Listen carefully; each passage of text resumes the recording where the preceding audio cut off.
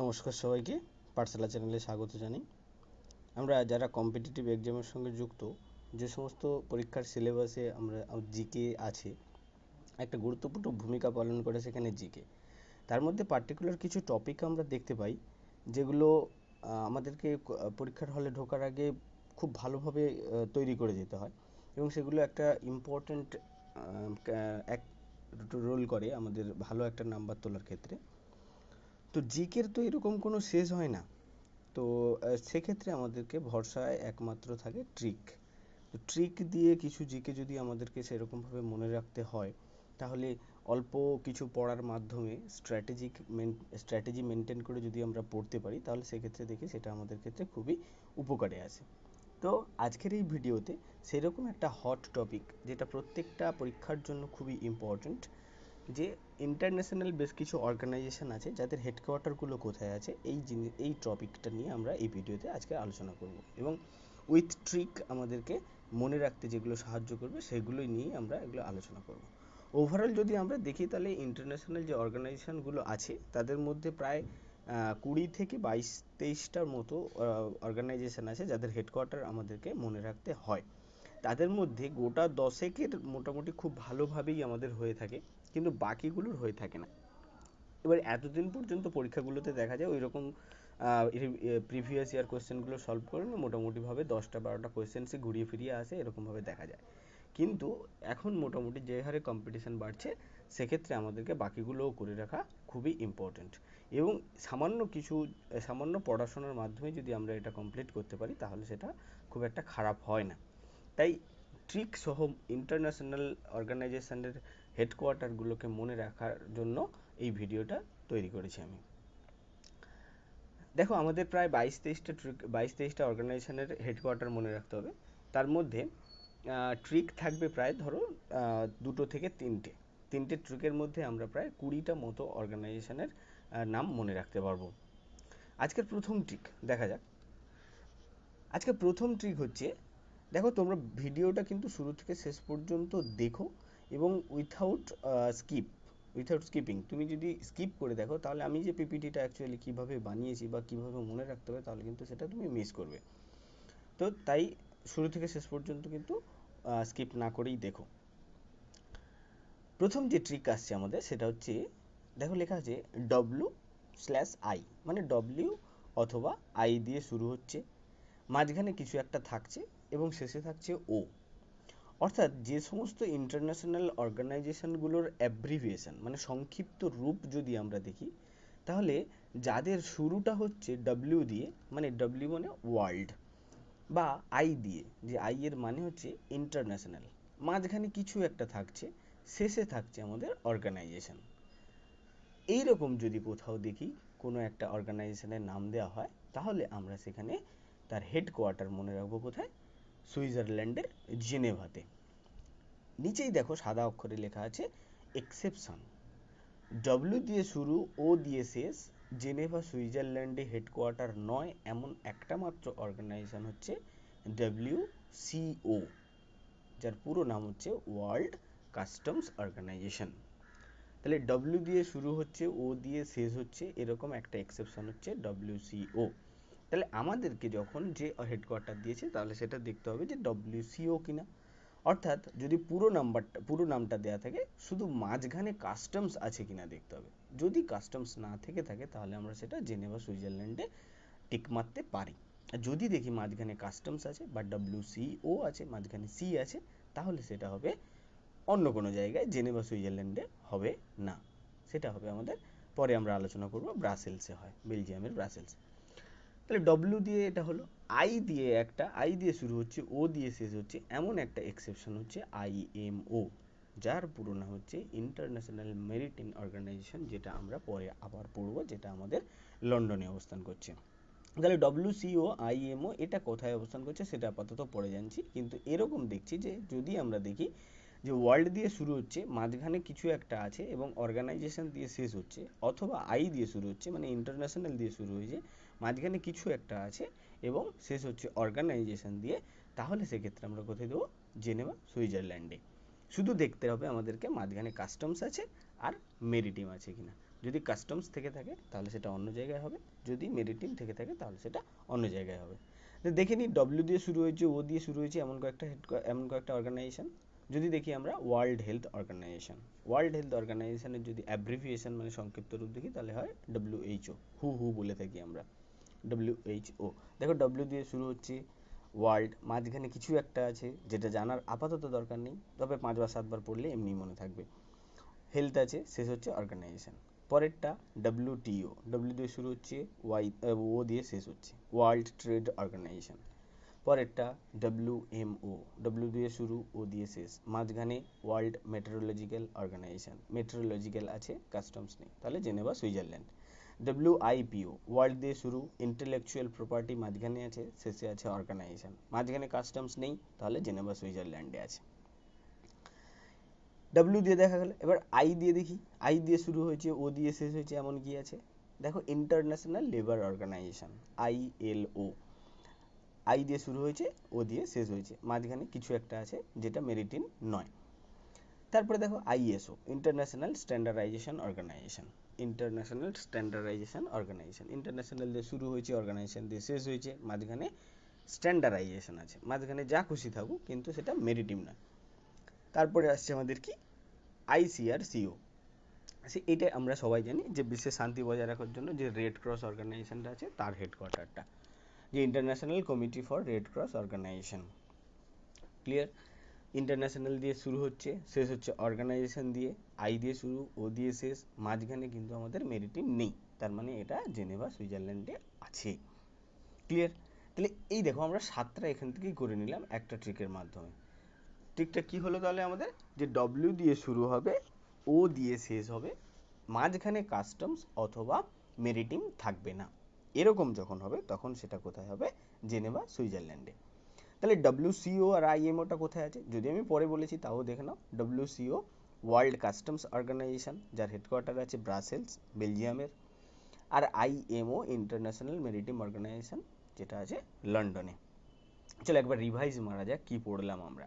আমরা প্রথম ঠিক পড়লাম, ডব্লিউ দিয়ে যদি শুরু হয় এবং শেষ যদি হয় ও দিয়ে সংক্ষিপ্ত রূপে, যদি পুরো নাম দেওয়া হয় তাহলে ওয়ার্ল্ড অথবা ইন্টারন্যাশনাল দিয়ে শুরু হবে এবং শেষে থাকবে অর্গানাইজেশন।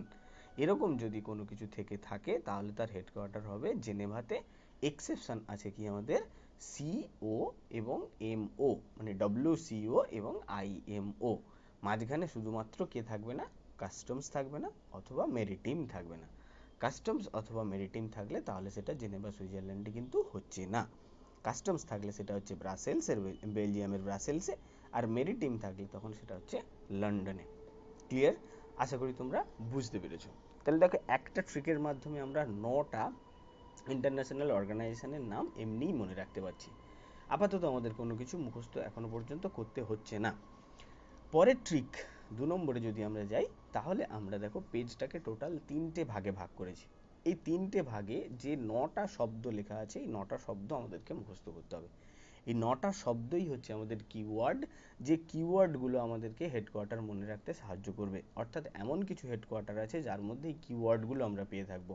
এই কিওয়ার্ডগুলো যদি আমরা মনে রাখতে পেরে যাই তাহলেই আমরা বুঝতে পারবো কোথায় আছে, এর হেডকোয়ার্টার কোথায় আছে।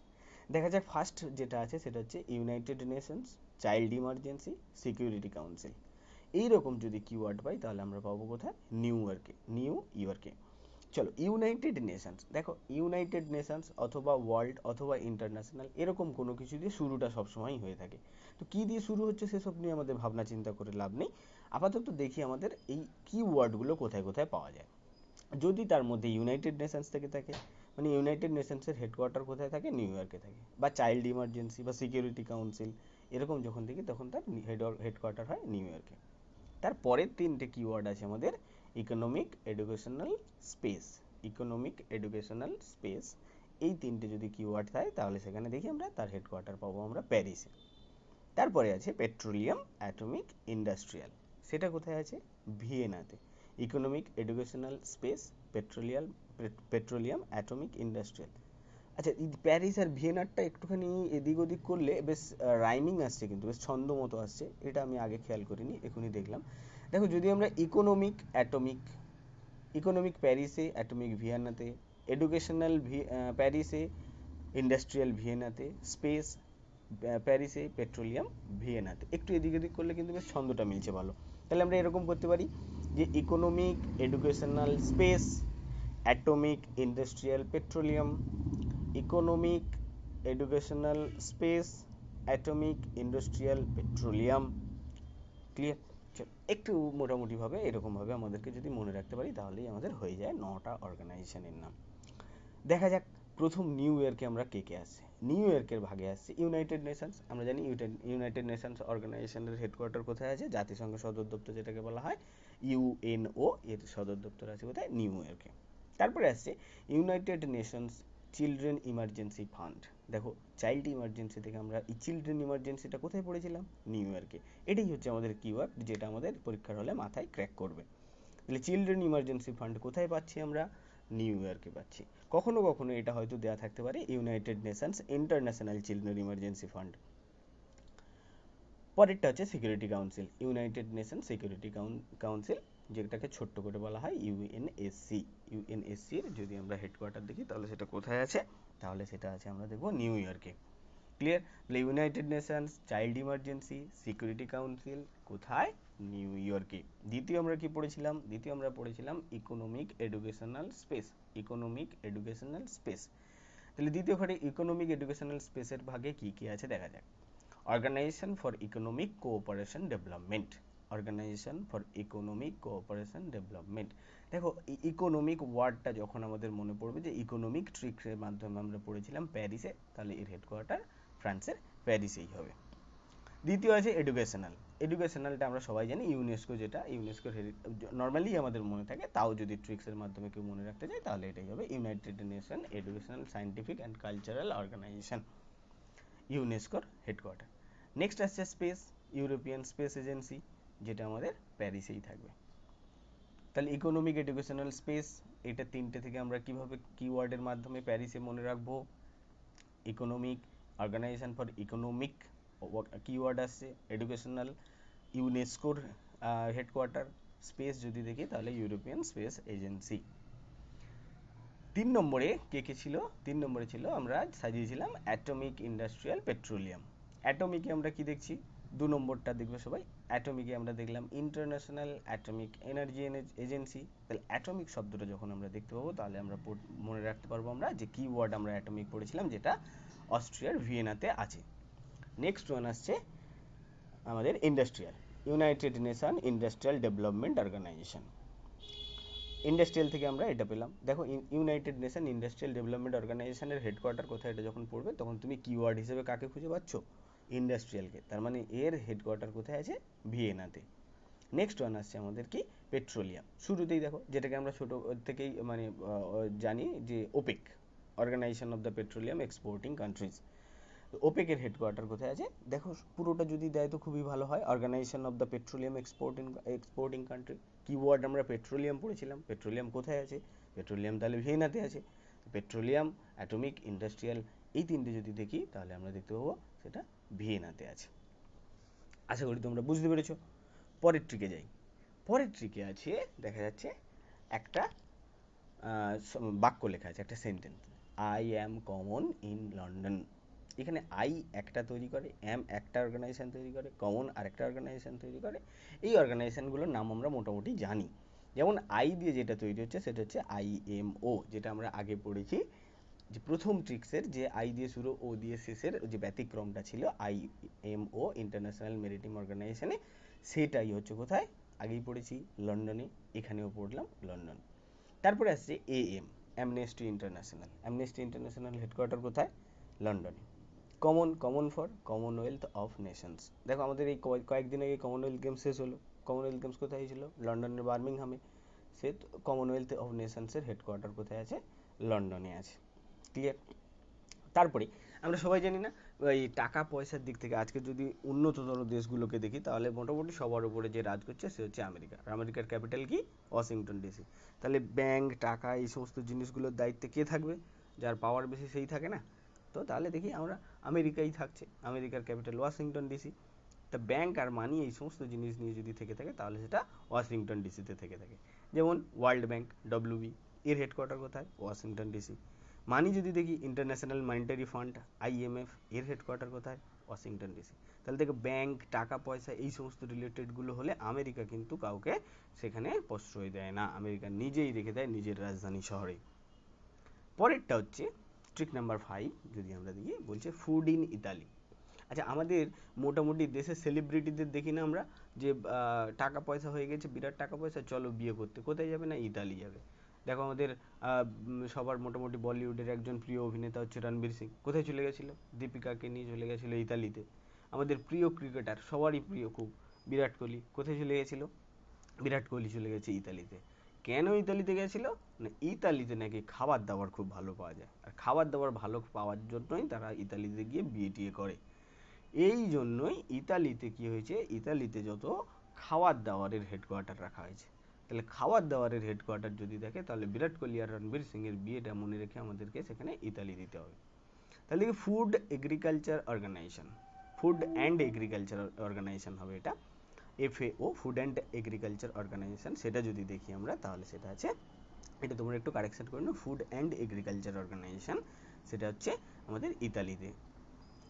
25 নম্বর যদি দেখি, তাহলে world food programme, world food programme, এই সমগ্র ওয়ার্ল্ড জুড়ে একটা প্রোগ্রাম তৈরি করা হয়। তার যে প্রোগ্রামের ম্যানেজিং যে কমিটি থাকে, তো বা তার যে হেডকোয়ার্টার থাকে সেটা অনুষ্ঠান করার জন্য, সেটা থাকে হচ্ছে আমাদের ইতালিতে। তা ওয়ার্ল্ড ফুড প্রোগ্রাম, আমাদের তোমার কি বলছি, আমাদের কিওয়ার্ড কি আছে? ফুড। ফুড যদি থেকে থাকে, তাহলে আমরা কি দেখছি? ইতালিতে। 25টা অর্গানাইজেশনের নাম এরকম আমরা মোটামুটি কিওয়ার্ড ধরে এর করে মনে রাখতে পারবো। এছাড়া টুকটাক একটা দুটোর নাম যেগুলো মোটামুটিভাবে মনে রাখতে হয়, সেটা হচ্ছে আদার্স, আমরা তিনটে একটুখানি মনে রাখবো। যে north Atlantic treaty organization, NATO, এটা খুবই গুরুত্বপূর্ণ। কয়েকদিন আগে রাশিয়া ইউক্রেনের যুদ্ধ নিয়ে ন্যাটো খুব তোলপাড় করছিল, তাহলে এটা আমাদের একটুখানি কষ্ট করে মনে রাখতে হবে। সবাই জানি যদিও ন্যাটো, যেটা হচ্ছে বেলজিয়ামের ব্রাসেলসে। নেক্সট ওয়ান হচ্ছে international council for the exploration of the sea, ICES। ICES এর হেডকোয়ার্টার আছে ডেনমার্কের কোপেনহেগেনে। ICES, international council for the exploration of the sea. এবং আজকের লাস্ট আসছে আমাদের ইউনাইটেড নেশনস ইউনিভার্সিটি। দেখো ইউনাইটেড নেশনসের এর আগে অনেকগুলো পড়েছিলাম, কিন্তু এই ইউনাইটেড নেশনস ইউনিভার্সিটিটা পড়িনি। ইউনাইটেড নেশনসের ইউনিভার্সিটি যদি দেখি, তাহলে আমরা সেটা আছে কোথায়?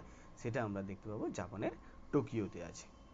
তো মোটামুটিভাবে আমরা এই যে ইম্পর্টেন্ট যে আজকের আমাদের 28টা অর্গানাইজেশনের হেডকোয়ার্টার আমরা পড়লাম, এইটা যদি আমরা 2 থেকে 3 বার দেখতে পারি এবং একবার নোট তৈরি করতে পারি, তাহলে কিন্তু জিনিসটা, বা যেভাবে পিডিএফটা আমি তৈরি করেছি সেরকমভাবে পিপিটিটা দেখে দেখে যদি তোমরা নিজেদের মতো নোট তৈরি করতে পারো, তাহলে সপ্তাহে যদি 2বার করেও আমি দেখি, তাহলে 2 সপ্তাহে জিনিসটা ক্লিয়ার হয়ে যাবে। দেখো একবার দেখলেই কিন্তু কঠিন মনে হতে পারে, কিন্তু পুরোটা যদি তুমি 2-3 বার দেখে থাকো, বা নিজে থেকে যদি নোট বানিয়ে একবার দুবার ট্রাই করো, তাহলে কিন্তু আর কঠিন বলে মনে হবে না। নিঃসন্দেহে এটা একটা কঠিন টপিক, অনেক এতগুলো হেডকোয়ার্টার মনে রাখা কখনো সম্ভবও হয় না, তাই একদিনে হয়ে যাবে এরকম আশা কিন্তু করা উচিত নয়, বা একটা ভিডিওর মাধ্যমে তোমাকে যে কেউ বুঝিয়ে দিতে পারবে এরকম আশা করা উচিত নয়।